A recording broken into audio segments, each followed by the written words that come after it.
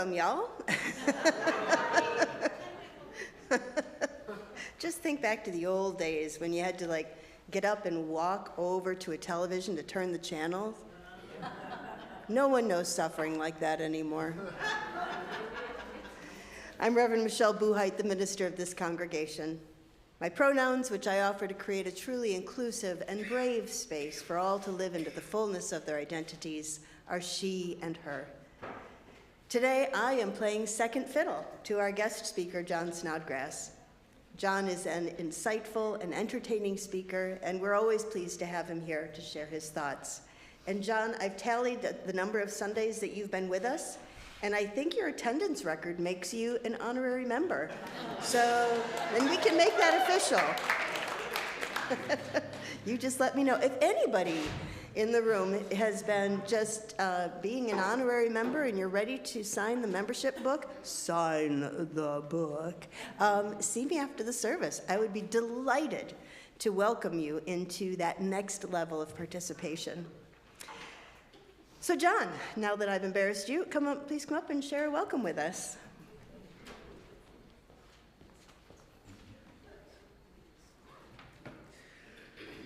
Well, good morning. Good morning. It's good to see you. So the guy went to the dog breeder and he was looking at various dogs. And the breeder said, well, this one over here, now this is the best bred dog in the world. And the guy said, what can he do? Can he talk? The breeder said, better than that. This dog is so well bred that if he could talk, he wouldn't talk to either of us.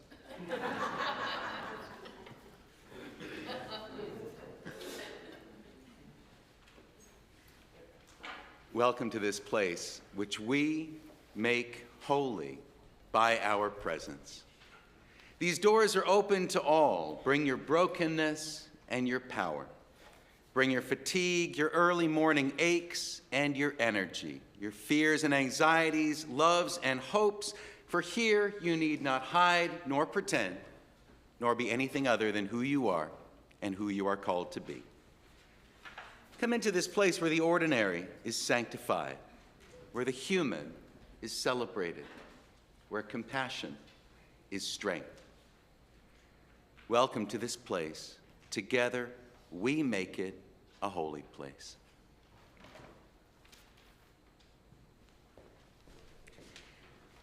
We are so glad that each one of you is here today. If you are a newcomer, we hope that you'll keep coming back and make this place your place. For those of you who have already made UU Amherst your home, we hope you will continue to challenge yourself to grow and discover opportunities to learn and serve, and this is our best kept secret, have fun. If during the service you find it a little difficult to hear, please feel free to move closer to the front. It's very lonely up here, I just have to say that. There's always plenty of room, and we have assistive hearing headsets at the back of the chapel at the usher station. So we want you to be as comfortable and as engaged as you can be. For those of us gathered in the chapel, I urge you to either place your phone on airplane mode or to turn it off completely to free up web bandwidth for the live stream. Remember that we do have a wider community than we can see that joins us online, now via the live stream and later on YouTube. So our attention to their experience is truly a gift. Everything about our time together has been carefully crafted to create a cohesive experience. So let yourself relax and be fully present to what unfolds around and within you. Today, Lori Kaznicki will assist as we acknowledge the land and light the chalice. When we gather, we employ the elements of water and fire to create the sacred space where we can be fully present. We begin with an acknowledgement that our church is built on holy ground, land that was nurtured and cultivated by those who occupied it before us. And so we offer a libation as our giveaway, as we honor the struggle of all people seeking justice and peace. We seek the courage and the wisdom to heal wounds of the past and to build a better future story with all our neighbors and fellow creatures together. It is also our custom when we gather to light a chalice. The chalice is a cup or a vessel that symbolizes the gathered community. So please join me as we offer our customary words. We gather this hour as people of faith, with joys and sorrows, gifts and needs. We light this beacon of hope, sign of our quest for truth and meaning in celebration of the life we share together. Thanks, Laurie. Our gathering music this morning can be found in the Teal hymnal. It's number 1007. There's a river flowing. Please rise and bow to your spirit as we sing. Count us in, Ron.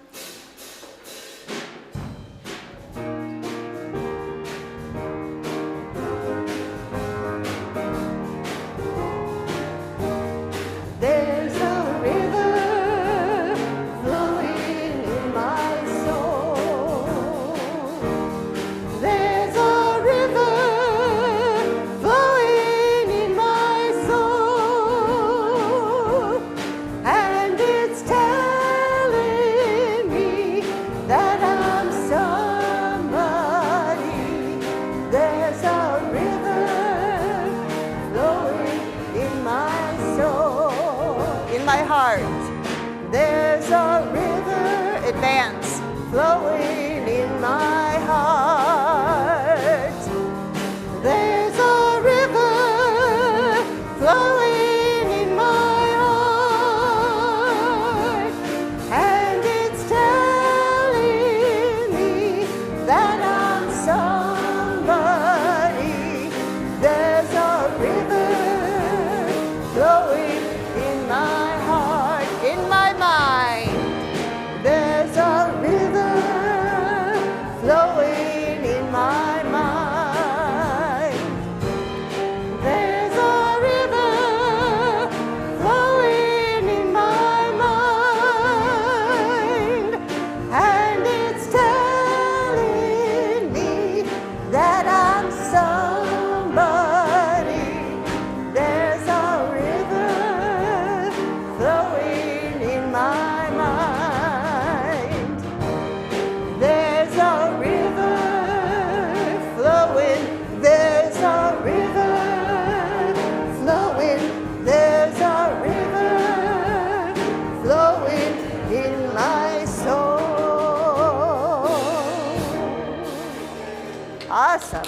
You may be seated. Isn't that fun?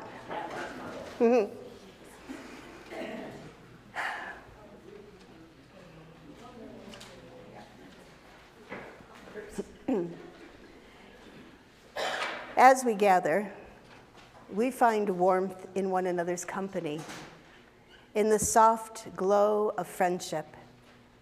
We entrust one another with our joys, our concerns, and our sorrows. I invite you to come to the table that is at the heart of UU Amherst, and to bring your whole complicated selves, to place a stone or a shell in honor of all that you carry and all that you are willing to put down, if just for an hour, and entrust to this beloved community. Come forward as you will.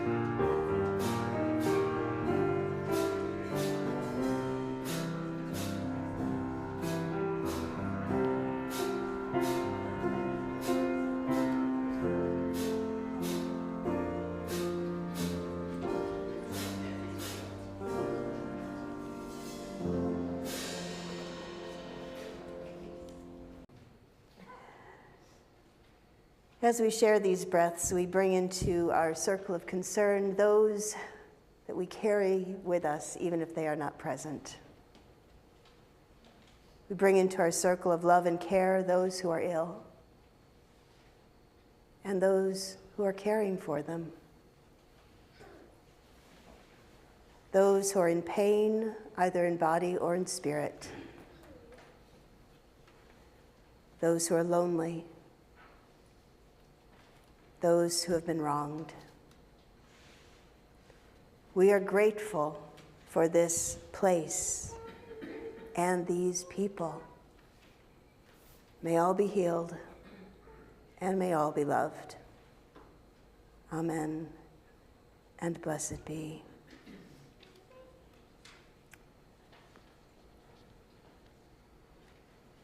So I have my Wonder Box at the ready in case there are any children that might want to.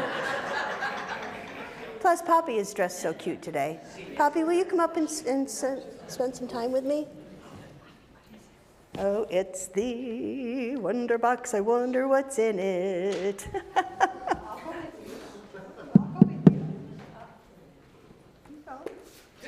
Oh, you want to be up here? Okay. What is that? Hello? Hello? Yeah, I would say be safe down there with Katie and Molly. Okay, something's going on in this box. Just in case it's like, I don't know, something that might have fallen apart. In case there's a cat in here. You ever had a cat in a box? They don't like it. They don't like it at all. Oh my goodness. It's my good friend, Jeffrey. Jeffrey the porcupine. But he's a soft porcupine. He's of a very special breed where those quills don't hurt anybody. But everybody thinks it could. So everyone walks around Jeffrey and gives him a long ways around, don't they?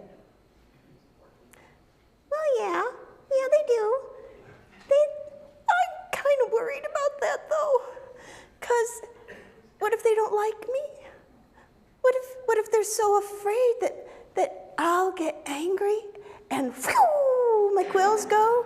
What about that? Who talks about that, Reverend Michelle? Oh, nobody till today, apparently. So, what other worries do you have, Jeffrey? Well, sometimes I forget to bring my lunch to school. And then I have to ask the teacher. Oh, it's so embarrassing. It makes me so anxious to have to ask for some help. Well, asking for help is a really good thing. Asking for help is hard, but it's a good thing. You don't have to worry about that. But I have so many worries. Oh. Do you know my friend Teddy? You mean the famous Teddy the porcupine?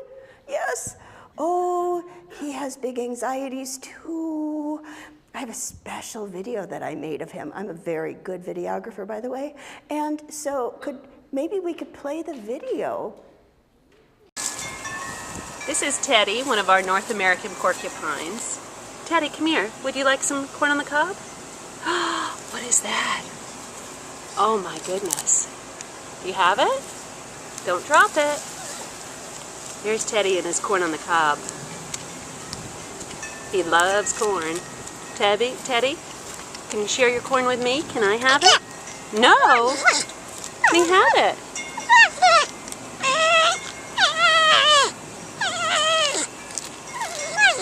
You won't share?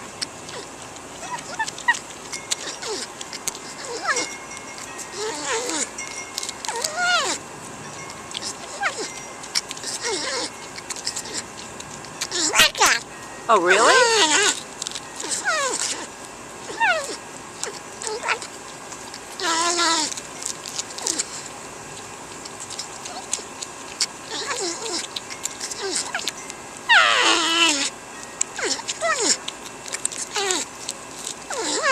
Okay, you have your corn on the cob now.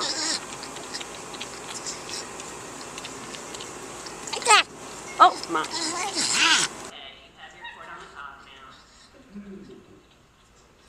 So that's my friend Teddy, and I've made all kinds of videos about him. So you can see him on YouTube.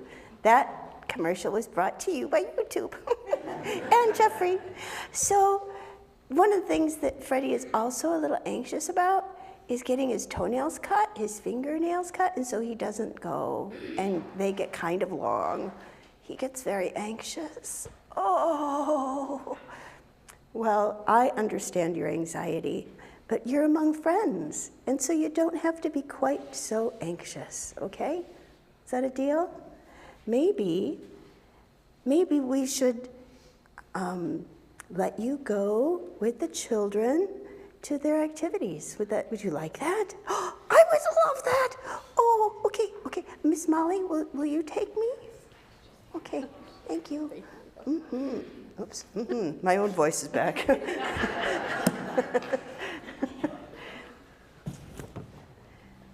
Let's sing our children out, shall we? Advance a slide, please. Thank you.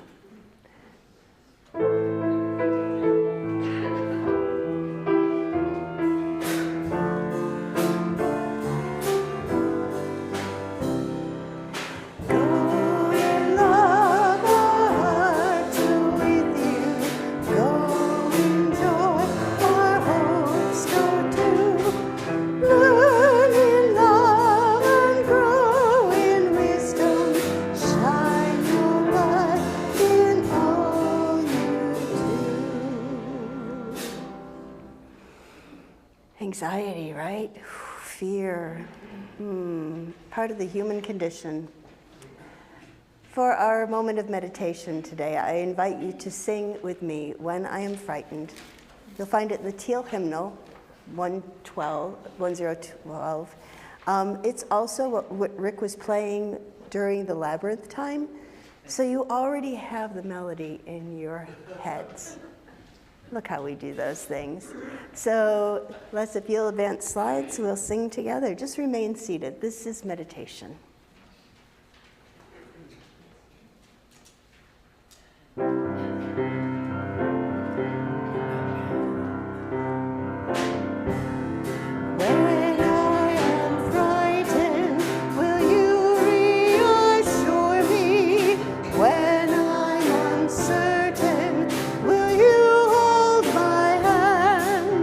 Will you be strong for me? Sing to me quietly.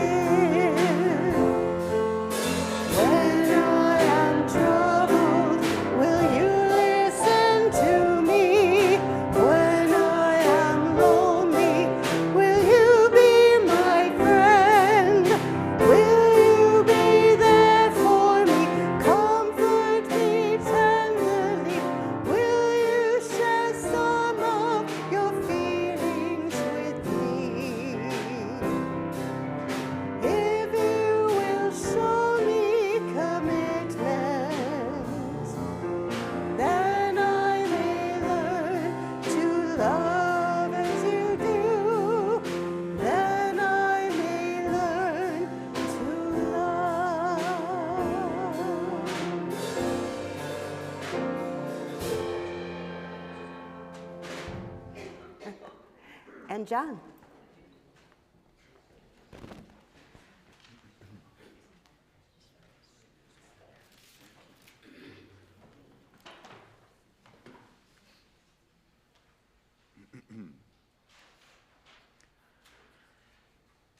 Well, next week will be the 10th anniversary of Elizabeth and the kids and I moving to Buffalo. And we came and we bought a large house and we filled it to capacity. We moved in with 3 kids, but there was just a little bit of elbow room left over, and we filled that too. She gave birth to William on our couch, and now we are 6. 2 children, 2 teenagers, and 2 adults. As the person who does all of the laundry, most of the cooking, and the only one who knows how to replace a toilet paper roll, I've explained it, I've demonstrated it, but still every time a roll runs out, I find a new one on the floor. Nobody else can negotiate with the little springy thing. I don't know what it calls itself, but I know how it thinks, and I know what it wants, so I can make it work. But you can't explain to children. You gotta think like the springy thing. Also, I'm the one who gets to dig the hair clogs out of the drains, and the hair I pull out of the drains is always gray. Like, we've got so many hair colors. We've got yellow, orange, auburn, brown, and Elizabeth tells me my hair is black. I don't believe it, but she's a doctor and a redhead, so I don't argue. We've got half a rainbow of hair colors, but you mix them all together in a drain, and somehow, magically, it's gunmetal gray. Anyway, as the guy in charge of the monthly drain clog, the weekly laundry piles, and the daily roll of toilet paper, I can report that our habitat is amply inhabited. But the population of 6 is just the people. Plus, we're dog owners. Now, our dog passed away, but we're still dog people, and the inevitability of our next dog pretty much counts as having one. I'm holding out for one of those orange Welsh corgis. But eventually, if I hold out long enough, some random dog will just appear out of nowhere, like our last one did. My son Malcolm has 2 ferrets. They somehow slink and weasel into his bureau, and they nestle pungently in the clothing that I have washed and folded. And we have an aquarium. Now, we used to have fish, and I think we got these like little frogs to keep them company or clean the tank or something, but the frogs killed the fish, and now they mostly float. They play dead. It's their favorite game. Or maybe they're in a staring contest with each other. Whatever it is, it takes a lot out of them, because you walk by and drizzle a little bit of that dried shrimp in there, and they just swim like crazy. And then they settle back into whatever lazy game they're playing, floating either at the top or the bottom of the tank. So if you're keeping count, we're at 10, plus a certain amount of matter soon to be displaced by a medium dog. But that's not all. Because we've got kids who walk around with crumbly crackers in their hands, and teens who take turns leaving the kitchen a mess overnight. They're in a rotating schedule. One of them ignores the dishes while the other ignores the counters, and then the next night they switch roles. The next slide, please.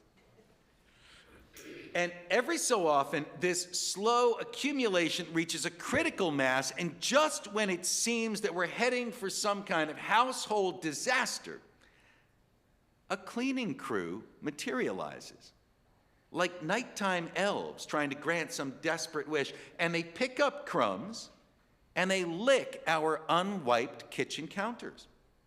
And the more mess we make, the more of them manifest. They even multiply. They make more of themselves. Or they would, except, well, this is the kind of cleaning crew that'll shock you in the morning, like when you turn on the light and they skitter and scatter away from the sink. And some of them scritchety scratch in the walls. and you know it's time to get to work. Because suddenly the population of your house has jumped from 10 to 100, and it'll be 10,000 by Tuesday. So at the first warning signs, we go into disaster mode, scorched earth. And I mean scorched earth in the sense that Elizabeth says, you know, it's just time we burn this place down and start over. And I say, no, no, no, we can really handle this. We can take this house back. We tear the place apart and we put it back together. And just to be clear here, when I talk about a messy house, I mean, and I know this is going to sound a little bit elitist, but I'm talking about the master's degree version of a messy house, not the high school dropout version. So adjust your mental image. Anyway, so the population of our house is in flux. There's a bunch of us. We get the occasional population boom. We bust it, and the cycle starts over. Pests. Or in a way, I guess we've got to call them pets, since the kids are always leaving food out for them.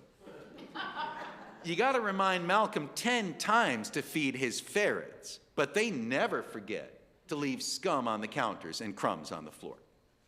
I feed them too, by which I mean peanut butter in snap traps, and I inject poison into the crannies. I even set up little motels. And they show up not to be the guests, but to be the janitors. Roaches don't move into hotels. They just want to clean them and go home. And I encourage them. I say, you know, take some of the continental breakfast with you when you go. I think of these guests as pests in my house, but that's culture, not nature. From nature's standards, I'm just passing through. A fleeting inconvenience, a bizarre guest who demands an artificial habitat, some strange box specifically designed to keep nature out, which is comical since the humans in the house are part of nature too. From nature's perspective, I live in a big piece of litter, something that Mother Earth will have to clean up eventually.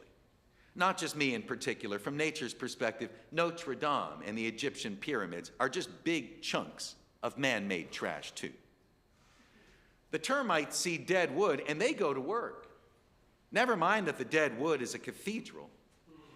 Humans build temples and pyramids because we desperately want to believe that life has purpose, but secretly doubt it. Termites don't have existential crises. They don't even seem to care whether they exist or not. They just see a job to do, and they do it. I sit at a desk, pondering the meaning of life. Sometimes I fill a page, sometimes I have nothing to say. But a termite would see the desk and just start eating it. Because the wood's not alive anymore. And then eventually termite droppings could fertilize a new tree. Sigmund Freud wrote that you'll never convince a man that he's a termite. And sometimes I wish that Dr. Freud were wrong. Everything in nature has a job to do. Some creatures clean up. Some are there to make a mess. The human being got started as a scavenger, not a mighty hunter, but a biped jackal, waiting for the pride of lions to finish sloppily stuffing themselves with gazelle and wander off. And then the humans would show up and chew on the bones. And then critters would run off with the scraps. Insects would swarm the fragments, and bacteria would ingest the rest of the mess. But now the natural order is out of whack. Humans have stuffed the lions for museum pieces, become the #1 trash producer on the planet, and outlawed the waste management species. We've turned the mice and bugs into illegal vigilantes. We have international summit conferences about how to deal with the problems of pollution, and the creepy crawlies just keep cleaning. Insects appear on the first page of the Bible.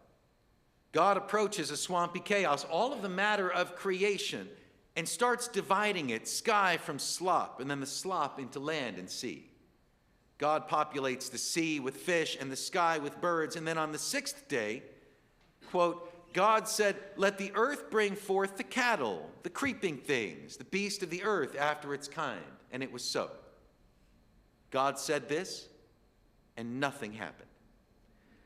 And so then God had to do it manually. The next verse, God made the beast of the earth after its kind, the cattle, and every creeping thing that creepeth upon the earth. And God saw that it was good. God knew that all these birds and beasts and cattle would need someone to clean up after them. The creeps were deemed good in the beginning, but in their next biblical moment, they will appear as one of the plagues that were used to punish the Egyptians for refusing to let God's people go. These disasters include lice, gnats, and flies, and then come the cicadas. The Lord made an east wind blow across the land, and locusts invaded all of Egypt and settled down in every area of the country in great numbers. They covered the ground until it was black. They devoured everything growing in the fields, the fruit on the trees. Nothing green remained on plant or tree in all of the land of Egypt. The good news is the plague of insects probably cleaned up the prior plague when it rained dead frogs. These invaders were well-organized anarchists. As we read in the book of Proverbs, locusts have no king, yet they advance together in ranks. And also, they're kosher. As God reveals to Moses on the mountaintop, you may eat any kind of locust, cricket, or grasshopper. John the Baptizer was famously an insectivore, subsisting on a diet of locusts and wild honey. And not to spoil the ending, but insects also get a big moment in the last book of the Bible, the Revelation, when God punishes the heathens and the pagans and the Unitarian Universalists. With an army of locusts the size of horses, with human faces, women's hair, it specifies for some reason, even though men and women had the same hairstyles in the Bible, lions' teeth, and scorpion stingers. And their tails, we read, had the power to torment people for 5 months. I'm not precisely certain what this might mean. Apparently, the poison in their stingers was not lethal, but just enough to give unbelievers a hard case of seasonal depression. So the Bible gives mixed messages about creeping things. An essay on the topic could be called The Good, the Bad, and the Crunchy. But what the Bible and the biology text agree on is that the creeps shall inherit the earth. Turns out the TV news agrees on that too.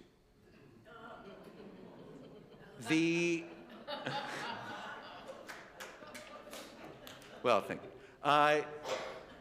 The Egyptians, who withstood the plague of insects, had a special religious veneration for scarab beetles, which roll up balls of dung to lay their eggs in. And they saw in this action a parallel with the God whose job it was to roll the sun across the sky as if the sun was a big ball of, dung. And since the Egyptians believed that the sun was then swallowed by a goddess each night and rebirthed in the morning, the scarab also signified regeneration. So the scarab beetle, the dung beetle, is a common symbol in Egyptian jewelry. It was highly fashionable to go around ancient Egypt with amulets and rings depicting dung beetles. In ancient China, the insect of immortality was the cicada, which, depending on the specific type, can spend the first year or 16 years of its life underground, and then emerge, climb a tree, sing for a month, and die, having laid eggs of cicada babies, who will then fall to earth, burrow, and start the cycle all over again. So it became customary for the Chinese to bury dead relatives with a carved jade cicada in their mouth as a sign that burial was not the end of existence and that death is not the end of song.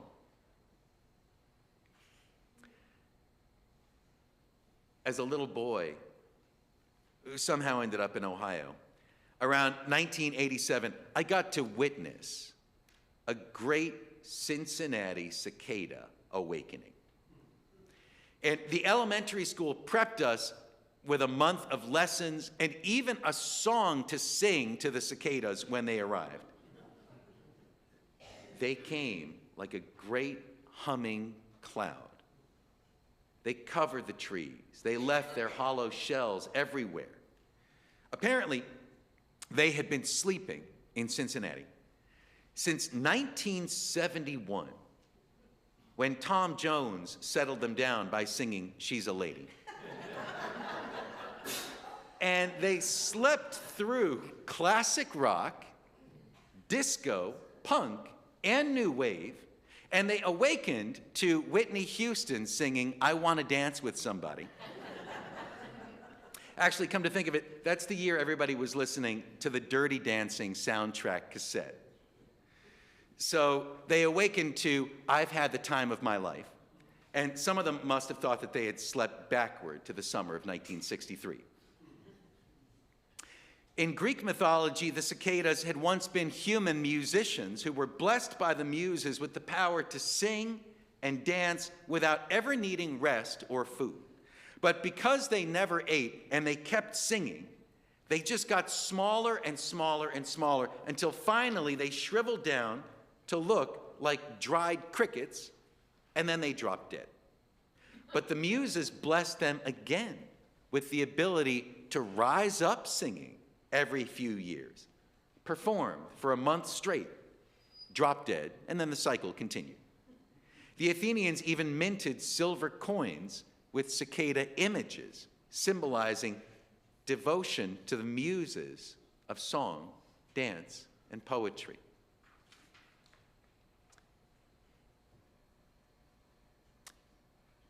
I don't count my blessings as often as I should. And when I do, it would never occur to me to count all of these uninvited house guests. But I suppose in a way I should, because my anxieties are always festering somewhere in the back of my brain, creeping up on me, multiplying, skittering around. And you can't fumigate for anxiety. I tried that once. It just produces paranoia, which is even worse. Shakespeare said, sorrows come not in single spies, but in battalions. Definitely true of pests, also true of worries. Well, I can't drain the swamps of Washington any more than I can clean up the mess in Israel. But this week, we did a deep cleaning of our kitchen. One little room in one little corner of the world. And even after one of those nights, lying awake in anxiety, coming downstairs to a safe, clean kitchen makes the morning a little brighter, and it helps me to take the next step. Coming here, or going to the college, or bringing my kids on an activity. Taking a look around and asking, now what can I do to make this place a little warmer, a little safer, and a little bit less creepy? Thank you.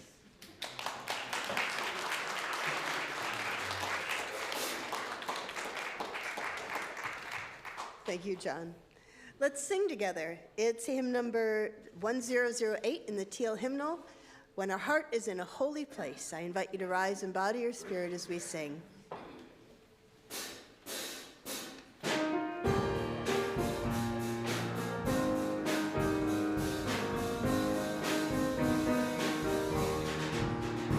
When our heart is in a holy place, when our heart is in a holy place, we are blessed with love and amazing grace. When our heart is in a holy place.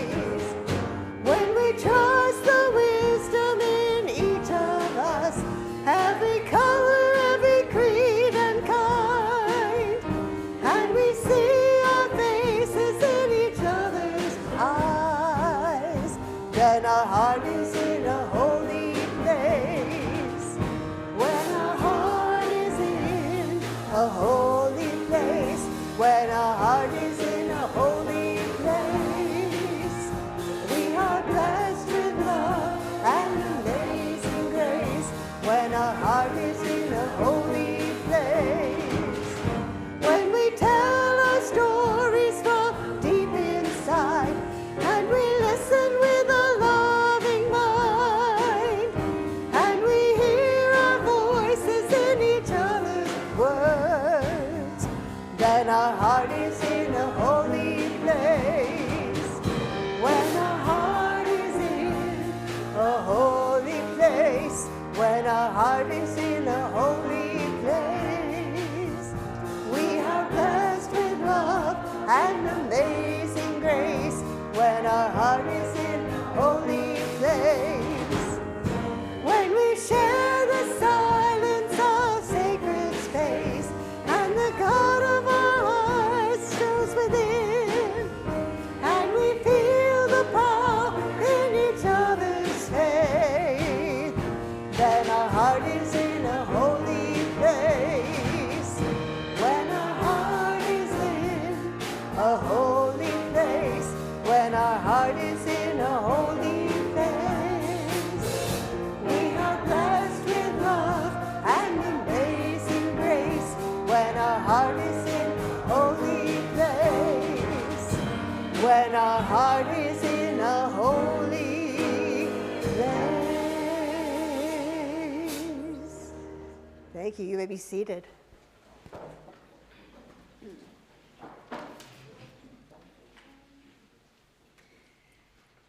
Making a time for an offering of gifts and pledges is an opportunity for us to live into one of the core values of Unitarian Universalism, which is generosity. Our generosity connects us to one another in relationships of interdependence and mutuality. This congregation exists because of you, the acts of service that you engage in, and your generous contributions. Every aspect of congregational life is made possible because of the generosity of members and friends, and that's you. I see we are gathering baskets. It looks like we have one more need for a basket. Lori, you're on. So as the music plays and the baskets are passed, I offer you the opportunity to be part of the infrastructure of UU Amherst.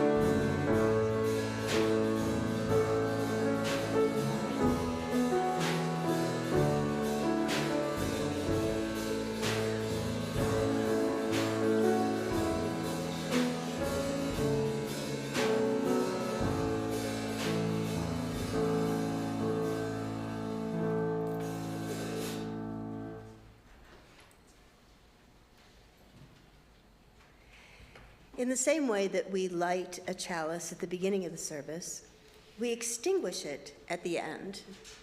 And we do this not to quench the flame, but to return it to individual hearts.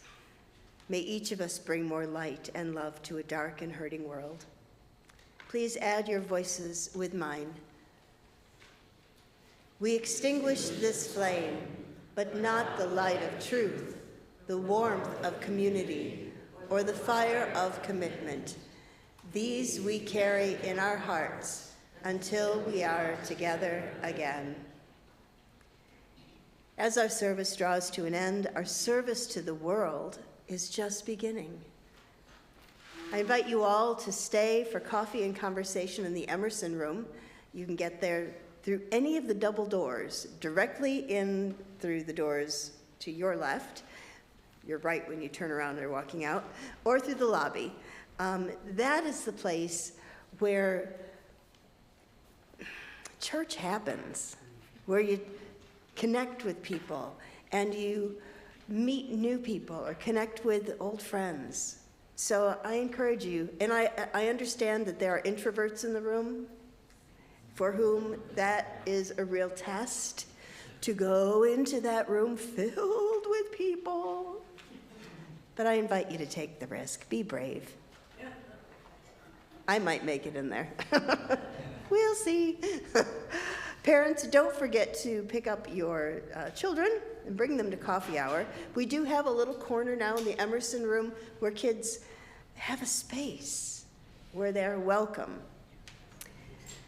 As you are making your holiday plans, don't forget to include our winter solstice service, which is next Sunday, which I'm having a really hard time wrapping my head around. That next Sunday is the 22nd of December.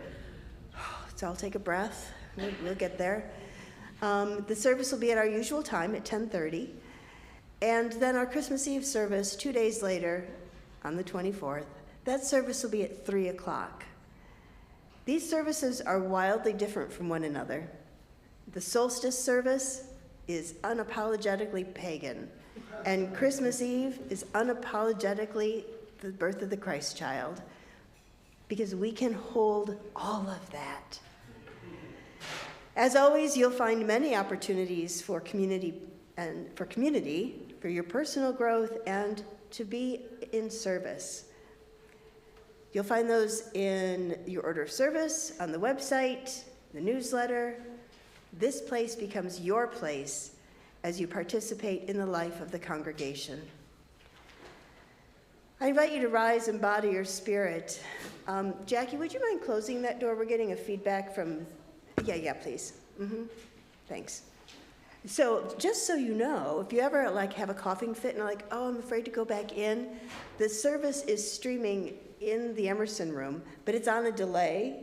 And so when the door is open, then it's like wah, wah, wah, wah. And who needs that? Life is complicated enough. So I'm going to ask you to rise and body your spirit as we prepare to sing our closing blessing. And for the first 2 verses, you might need to look at the words, but the third time, it's just the first time over again. And I really encourage you to look around and twinkle your eyes at people. And you know what that means, even if you wonder what that means. Let's sing together.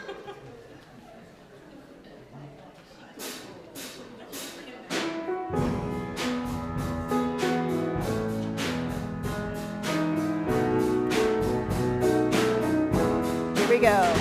Travel light and travel easy till I see you once again. Travel light and travel easy and remember your friend. May the road rise up to greet you as you leave your past behind.